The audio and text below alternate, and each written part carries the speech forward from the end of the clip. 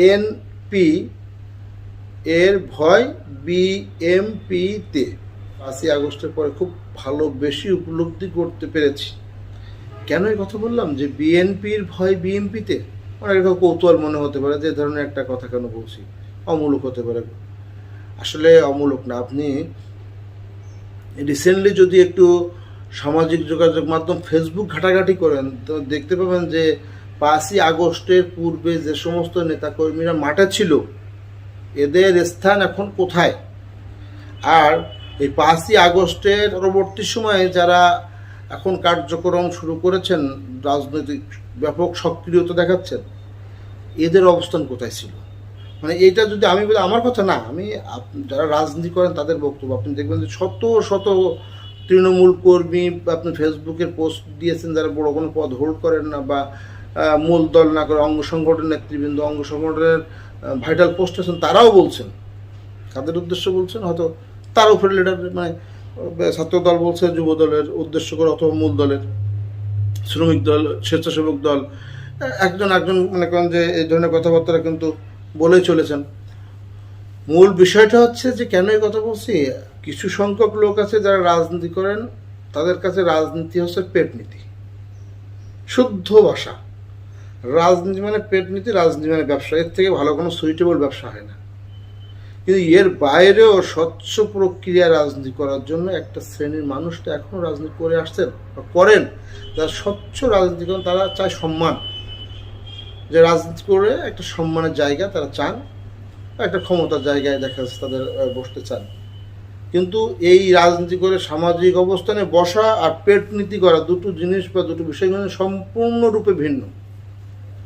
মন থেকে যারা রাজনীতি করেন এদের থেকে সুবিধা আসলে বরাবরই এই যারা রাজনীতি সারা বছর না করে, যারা বুঝে গেছেন যে নেতাদেরকে বায়াস করা যায়, নেতাদেরকে অর্থ দিয়ে বা মানে সুন্দরবনের মধু দিয়ে বড় বড় সাইজের বাজার থেকে মাছ কিনে নিয়ে, লিডার এটা আমার বাসার মাছ, এইভাবে দিয়ে পথ বাগিয়ে আনা যায়। তারা কিন্তু সুস্পষ্টভাবে বুঝে গেছেন যে এই রাজনীতিতে পরিশ্রম করার, ত্যাগ করার, জেল জুলুম খাটার খুব বেশি একটা দরকার নেই। কোনো রকম আপোষ করে চলতে পারলেই হলো। প্রেক্ষাপট দল পরিবর্তন হলে আমরা ওই জোয়ারে গা ভাসিয়ে দেব। না, আমি আমার কথা বলছি না। আমি আমার কথা কেন বলবো, আমি বলছি যে তৃণমূলের নেতাকর্মীদের ফেসবুকের স্ট্যাটাসগুলো একটু দেখেন। 5 তারিখের পর থেকে শত শত মানে স্ট্যাটাসের ফেসবুকে যে পোস্ট, এই পোস্ট আমি স্ক্রিনশট দিয়ে রেখে দিয়েছি, দেখাতে পারবো চাইলে। যদি কারোর ডাউট ফিল করেন আমার বক্তব্য সম্পর্কে, তাহলে আমার সাথে আপনারা কথা মানে আপনি দেখতে চাইলে আমি দেখাবো। আমি অন্তত কমপক্ষে শত এই পোস্ট দানকারী কর্মীদের সাথে কথা বলেছি, বা তাদের মধ্যে লিডারও আছে, কথা বলেছে। তাদের বক্তব্য সুস্পষ্ট যে 5 তারিখের আগে যাদের কোনো প্রোগ্রামে দেখা যায়নি, 5 তারিখের আগে যাদের কোনো রাস্তায় কোনো অ্যাক্টিভিটিস ছিল না, তারা এখন কোনো না কোনো লিডারের ছত্রছায়ায় এখন তারা তাদের সামনের সারি চেয়ারগুলো দখল করে ফেলেছে। মূল কারণ ওই যে লিডারগুলো যে কীভাবে কন্ট্রোল করা যায় সেটা তো একটু আগেই বললাম। তো ওই প্রসেসে কন্ট্রোল যদি লিডাররা হয়ে যান, তাহলে সাধারণ যে কর্মীরা যারা এই 16 বছর যারা ত্যাগ তিতিক্ষা জুলুম নির্যাতন সহ্য করেছেন, তাদের তো কোনো মূল্যায়ন থাকলো না। আর মূল্যায়ন অবমূল্যায়িত হলে তো এই সমস্ত কর্মীগুলো আস্তে আস্তে মনে দুঃখে, ক্ষোভে, কষ্টে এগুলো দূরে চলে যাবে না, খুব স্বাভাবিক বিষয়। তবে এ কারণেই বলছি যে বিএনপির ভয় বিএমপিতে। মানে একটা ঘটনা বলি আমি, এই 5ই আগস্টের একদিন পর 6 তারিখে একটা মিছিল দেখলাম। মিছিলে লিড দিচ্ছে তার, সে বলছে তুমি কে? বিএমপি। আমি কে? বিএমপি। যে লিড দিচ্ছে এই লোক যে রাজনীতি করে বা রাজনৈতিক কোনো কর্মী, এটা অন্তত আপনারা মেনে নিলেও আমার পক্ষে মেনে নেওয়া সম্ভব না। বাংলাদেশ আওয়ামী লীগের সময় আমি অনেককেই দেখেছি যে ভাই আপনি কোন দল করেন, কোন দলের রাজনীতি করেন? আরে ভাই আমি আওয়ামী লীগ করি। এই আওয়ামী লীগটাকে ধ্বংস করে দিয়ে গেছে। মানা না মানা সেটা একান্ত আপনাদের ব্যাপার। আমি মনে করি এই যে হাইব্রিড, এটা তো ভদ্র বাংলা, পরবর্তীতে তো আওয়ামী লীগ কাউয়া লীগ।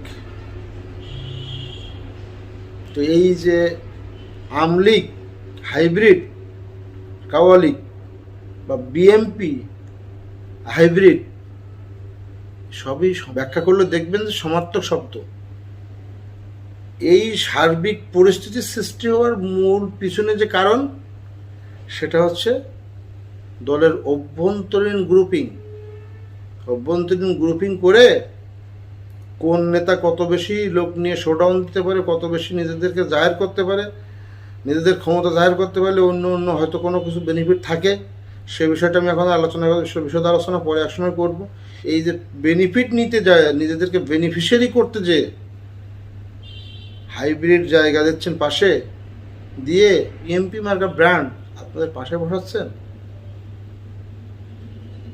এর খেসারত আপনাকে দিতে হবে। মানে আপনার একটা সময় দেখা যাচ্ছে আলটিমেটলি আপনার কারণে দল ক্ষতিগ্রস্ত হবে।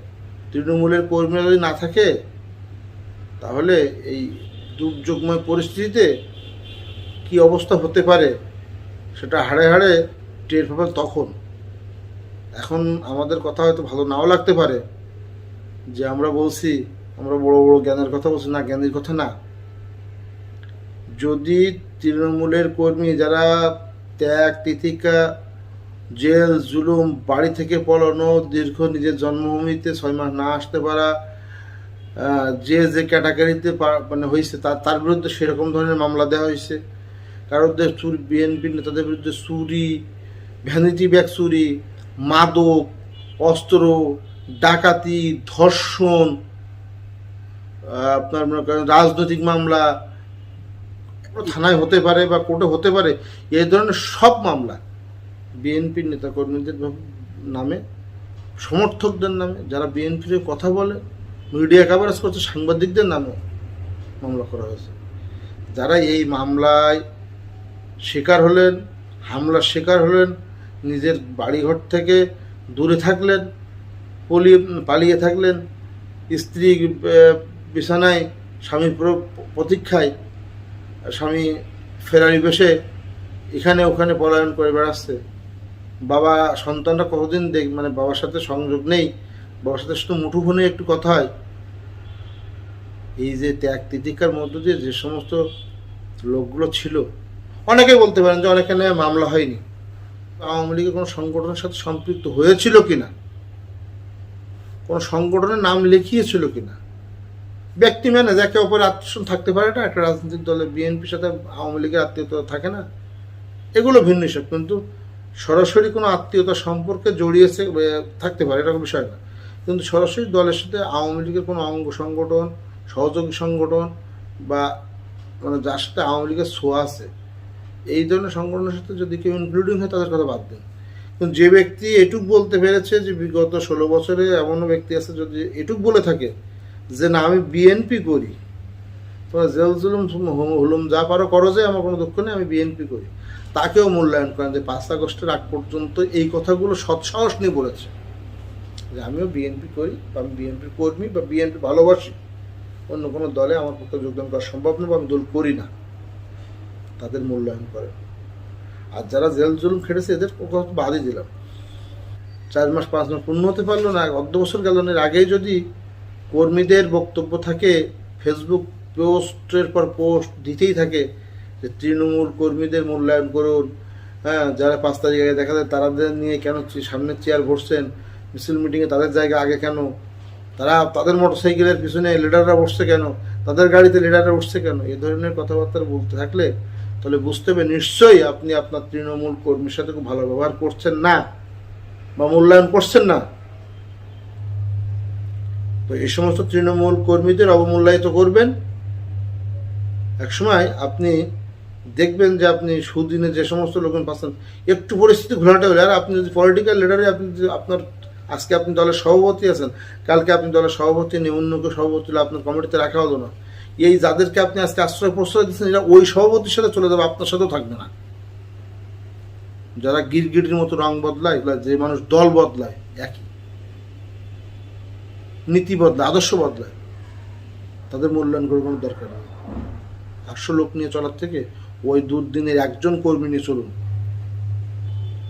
সুদিনে ওই বিএমপি ব্র্যান্ডেড 100 কর্মী নিয়ে গাড়ি ভারী করার থেকে আপনার দুর্দিনে 5ই আগস্টের পূর্বে আপনার সাথে যে কর্মীরা ছিল তাদের একজনকে নিয়ে চলুন। ওই কর্মী কখনো আপনার সাথে বেইমানি করবে না, ওই কর্মী কখনো আপনার সাথে গাদ্দারি করবে না, ওই কর্মী কখনো দলের জন্য হুমকির কিছু করবে না, দল ক্ষতিগ্রস্ত এমন কাজ কখনোই করবে না। কিন্তু এই হাইব্রিড যারা আছে বিএমপি, এরা যে কোনো সময় আপনাকে সহ ওই দল বিক্রি করতে তাদের এক পাও পিছু পাবে না, এক বিন্দু সময়ও লাগবে না। সুতরাং সময় থাকতে সাবধান হন, না হলে এই উচ্ছৃঙ্খলতা করবে এই বিএনপি ব্র্যান্ড কর্মীগুলো, আর দোষ হবে বিএনপি। অতএব তারেক রহমান বারবার নির্দেশনা দিচ্ছেন যে বিএনপির তৃণমূল কর্মীদের মূল্যায়ন করুন, বিএনপি কোনো ধরনের নাশকতা, চাঁদাবাজি, দখল এগুলোর মধ্যে যাবেন না।